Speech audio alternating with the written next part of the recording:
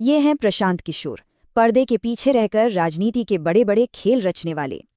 एक तरफ इन्होंने बीजेपी को सत्ता दिलाई और फिर उन्हीं के खिलाफ एक जबरदस्त जीत भी दिलवाई। तो फिर असली प्रशांत किशोर हैं कौन? यही तो सबसे बड़ा सवाल है।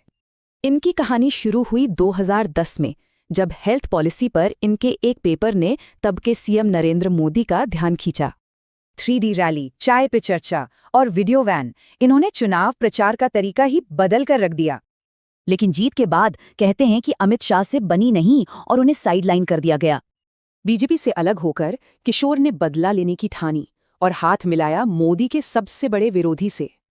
और देखिए, साल भर के अंदर ही बिहार में बीजेपी को हराने वाले महागठबंधन को खड़ा कर दिया। लेकिन ऐसा नहीं है कि किशोर का हर दांव चला हो। कांग्रेस के साथ उनका काम एक बड़ी नाकामी साबित हुआ। उनकी खाट सभा की स्ट्रैटेजी तो मजाक बन गई जब लोग रैलियों से खाट ही उठाकर ले जाने लगे। नतीजा, यूपी चुनाव 2017 में कांग्रेस की सबसे बुरी हार में से एक।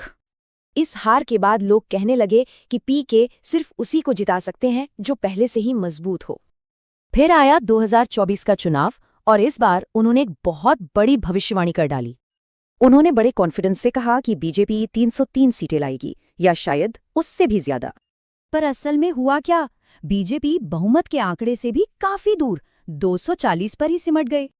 और बंगाल को लेकर उनकी भविष्यवाणी वो भी बुरी तरह गलत साबित हुई। और यहीं से उनके सफर के विरोधाभास और भी गहरे नजर आने लगते हैं। एक तरफ वो परिवारवाद के खिलाफ बोलते हैं, दूसरी तरफ कई राजनीतिक घरानों के लिए काम कर चुके हैं। वो भ्रष्टाचार के खिलाफ आवाज उठाते हैं, लेकिन उन नेताओं को भी जिताया है जिन पर करप्शन के आरोप हैं। यहाँ तक कि उनकी अपनी पार्टी जन सुराज में भी ऐसे ही विरोधाभास साफ दिखते हैं। तो सवाल वही है, प्रशांत किशोर एक किंग मेकर हैं या खुद किंग बनना चाहते हैं?